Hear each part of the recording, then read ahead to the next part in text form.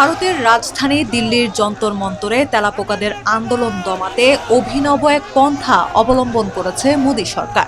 মূলত এই স্থানটি আন্দোলনের প্রাণকেন্দ্র হিসেবে পরিচিত হয়ে উঠেছে। সেই জায়গাতেই ফেসিয়াল রিকগনিশন সিস্টেম FRS বা মুখ শনাক্তকারী ক্যামেরা বসিয়েছে দিল্লি পুলিশ।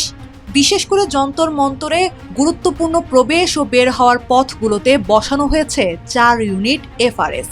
উচ্চ রেজলিউশনের এইসব ক্যামেরা দূর থেকেও মানুষের মুখ স্পষ্টভাবে ধারণ করতে পারছে। পুলিশের দাবি, এই প্রযুক্তি ব্যবহারের উদ্দেশ্য সাধারণ প্রতিবাদকারীদের উপর নজরদারি চালানো নয়, বরং ওয়ান্টেড অপরাধী, পলাতক আসামি বা অপরাধমূলক অতীত রয়েছে এমন কেউ যাতে বিক্ষোভের সুযোগ নিয়ে আইন শৃঙ্খলা পরিস্থিতি নষ্ট করতে না পারে তা রুখে দেয়া। এই ব্যবস্থায় বিক্ষোভকারীদের সার্বক্ষণিক পর্যবেক্ষণ করা হচ্ছে।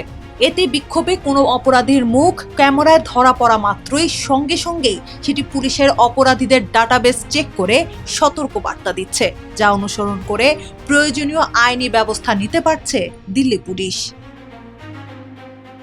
তবে পুলিশের পক্ষ থেকে এমন দাবি করা হলেও তেলাপোকা আন্দোলনকারী ও নাগরিক অধিকার কর্মী সহ অনেকেই এর বিরুদ্ধে প্রশ্ন তুলেছেন।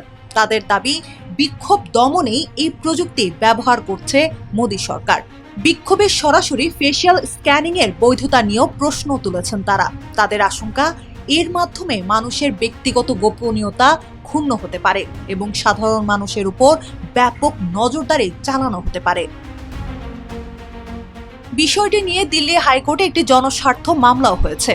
মামলায় অভিযোগ করা হয়েছে, বিক্ষোভকারীদের উপর বেআইনিভাবে নজরদারি চালানো হচ্ছে। যদিও আদালতে দিল্লি পুলিশ জানিয়েছে তারা কোনো অবৈধ নজরদারি করেনি, বরং আইন শৃঙ্খলা বজায় রাখা এবং জননিরাপত্তার স্বার্থেই ভিডিও ধারণ ও পর্যবেক্ষণ করছে তারা।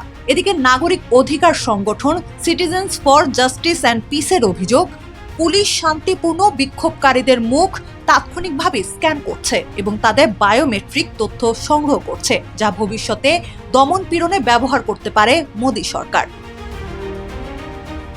এদিকে শেষ খবর পাওয়া পর্যন্ত দেশ জুড়ে কয়েক সপ্তাহের তীব্র বিক্ষোভ ও ক্রমবর্ধমান চাপের মুখে অবশেষে আজ শনিবার পদত্যাগ করেছেন ভারতের কেন্দ্রীয় শিক্ষামন্ত্রী ধর্মেন্দ্র প্রধান।